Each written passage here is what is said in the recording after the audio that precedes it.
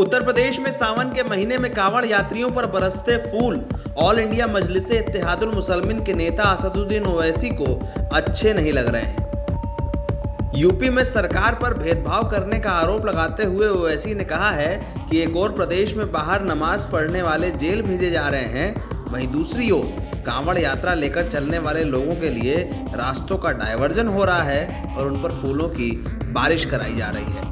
ओवैसी ने ये बयान देते हुए कांवड़ यात्रियों के उत्तर प्रदेश में हो रहे स्वागत पर ऐतराज जता दिया है। इस मामले को लेकर बीजेपी भी ओवैसी पर हमलावर नजर आ रही है। योगी सरकार की आलोचना करते हुए ओवैसी ने कहा है कि मुसलमान खुली जगह पर चंद मिनट के लिए नमाज अदा करें तो बवाल हो जाता है। उन्होंने कहा कि मुसलमानों को सिर्फ मुसलमान होने की वजह से पुलिस की गोलियों, एनएसए, यूएपीए, लिंचिंग, बुलडोजर और तोड़फोड़ का सामना करना पड़ रहा है। ये भेदभाव क्यों? एक से नफरत और दूसरे से मोहब्बत क्यों? एक मजहब के लिए ट्रैफिक डाइवर्ट और दूसरे के लिए बुलडोजर क्यों? ओवैसी ने कहा कि अगर इन पर फूल बरसा रहे हैं तो कम से कम हमारे घर तो मत तोड़िए। यात्रा के लिए आप टैक्स पेयर के पैसों से हेलीकॉप्टर से फूल बरसा रहे हैं। यूपी की भाजपा सरकार बहुत अच्छा है।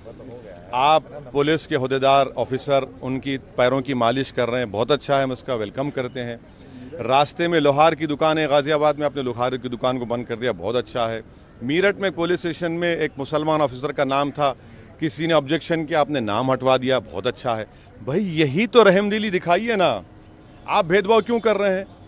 भाई अगर कोई नमाज पढ़ता है चंद मिनट के लिए तो पब्लिक पॉलिसी डिस्टर्ब हो रही है, दंगा हो रहा है और क्रिमिनल इंटेंट है ही नहीं उसमें दंगा करने का। 295 153 लगाते आप तो आप हम भाजपा की उत्तर सरकार से कह रहे हैं कि आप इक्वली ट्रीट करिए, डिस्क्रिमिनेशन मत करिए जो आप कर रहे हैं। ओवैसी के इस बयान के तुरंत बाद बीजेपी हमलावर हो गई है।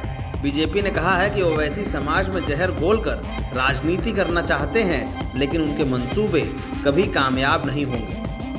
ओवैसी को बीजेपी की ओर से प्रवक्ताओं का जवाब मिला है तो यूपी सरकार की ओर से डिप्टी सीएम केशव प्रसाद मौर्य ने भी उनकी आलोचना की है। केशव ने कहा है कि कांवड़ियों की सेवा करना हमारे यहाँ प्रथा रही है, इसलिए हम सेवा भी कर रहे हैं और फूल भी बरसा रहे हैं। जिनको जितनी सेवाएं देनी थी वो पहले भी दिया और आगे भी दे रहे हैं। इनके बयान से व्यवस्थाओं में कोई बदलाव नहीं आना है। इस प्रकार के जहरीले ट्वीट से न सरकार की सेहत पे कोई असर पड़ता है, न उसमें बदलाव आएगा, न समाज के ऊपर इसका कोई असर पड़ता है। और ये एमआईएम के मुखिया जो आए दिन ये जहर उगलने का काम करते हैं, समाज को बांटने की कोशिश करते हैं, अपना वोट बैंक बढ़ाने के लिए इस प्रकार के बयान दे करके चर्चा में आने का असफल प्रयास करते हैं, इससे उनको बाज आना चाहिए। लेकिन सावन महीने में कांवड़ यात्रियों पर हेलीकॉप्टर से बरस रहे फूल कुछ लोगों के लिए कांटों का सबब बन गए हैं। राजनीति गरमा गई है। हैदराबाद से लेकर राजधानी लखनऊ तक बयानों पर बयान एक दूसरे पर भारी पड़ रहे हैं।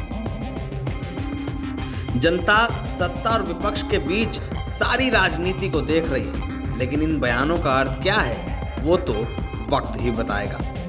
नवभारत टाइम्स ऑनलाइन की रिपोर्ट।